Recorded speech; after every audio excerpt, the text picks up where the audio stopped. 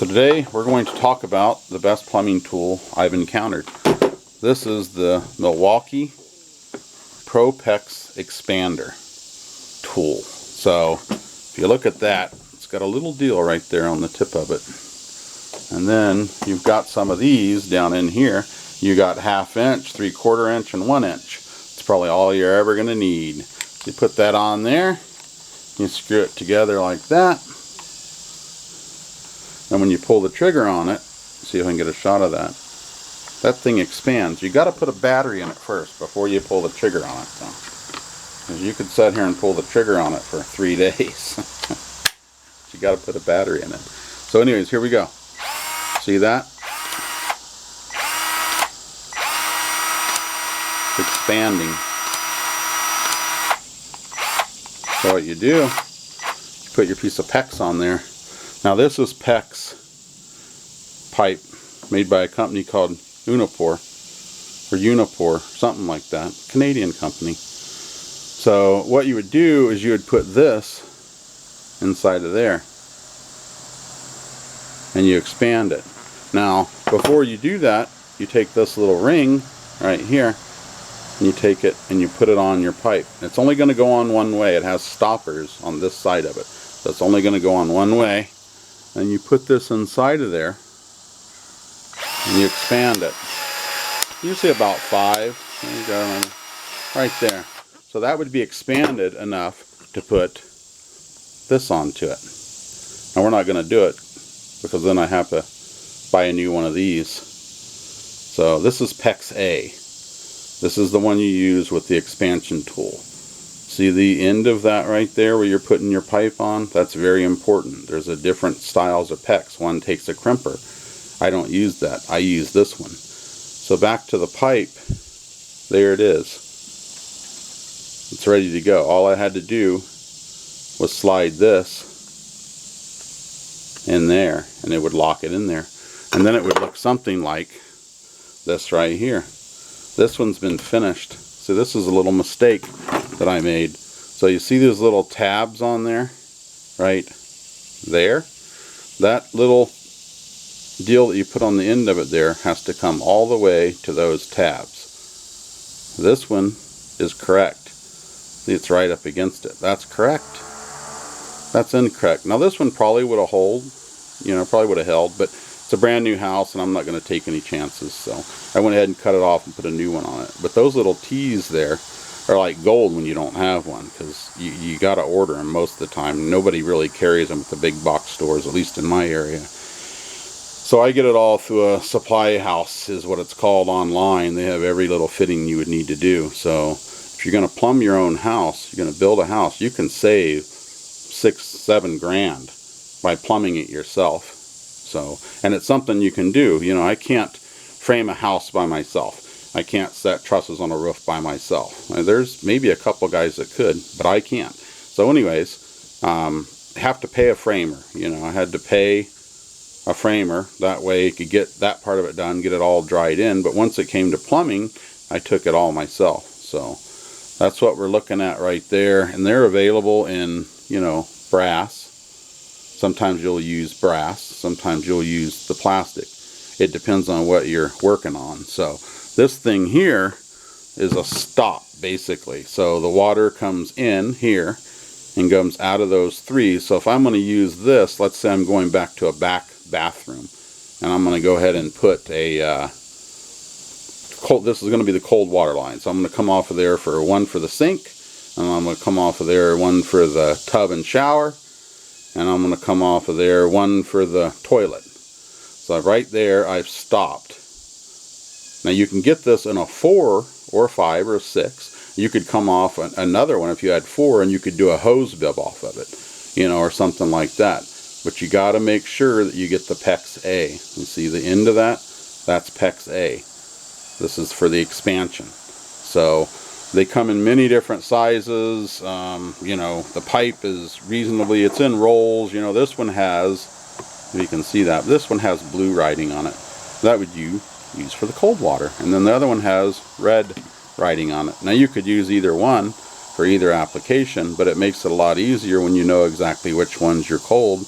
That way your cold's not on the hot and your hot's not on the cold side. So that's what we're looking at. This tool here is available on Amazon. There's a link in the description. These things run about 500 bucks with the charger. I suppose if you already had your M12 Milwaukee batteries, then you could just order it as a tool. You've already got a charger and batteries. This one here, I needed one day and had to run to the plumbing store and pay top dollar, and didn't have a choice. That's all they had, so that's what I got. So that always goes back in the case and gets put up because it's a $500 tool. So, but we're looking at, you know, if we're going to stub out of the wall, let's say we're going to come out of the wall on a toilet or a sink or any kind of water line to a 1/2 inch line, this is the one you'd use for that. So this one here, you just go and put your Pex on, you know, the end of it, just like that, after you've expanded it, and put the sleeve on it, and then it comes out of the wall and it's closed at the end. So when you go to do a pressure test, you don't have to mess with anything. It's all sealed up. And then when you want to, you just come in here and make your cut, and you hook up your line to it, your supply line to sinks or toilets or whatever like that. So they have everything. I think you could probably get away with doing a complete plumbing install in a house, and you might not have to sweat anything at all if you know, look at and you get the right stuff. Sometimes you got to sweat something on. So let's say I had to sweat this on to a 1/2 inch pipe, make it come out in Pex. So sometimes you might have to grab a couple of these, you know. Some of them will screw on. They're available in male or female, and they have the Pex on them. You got T's, you got elbows. They've even got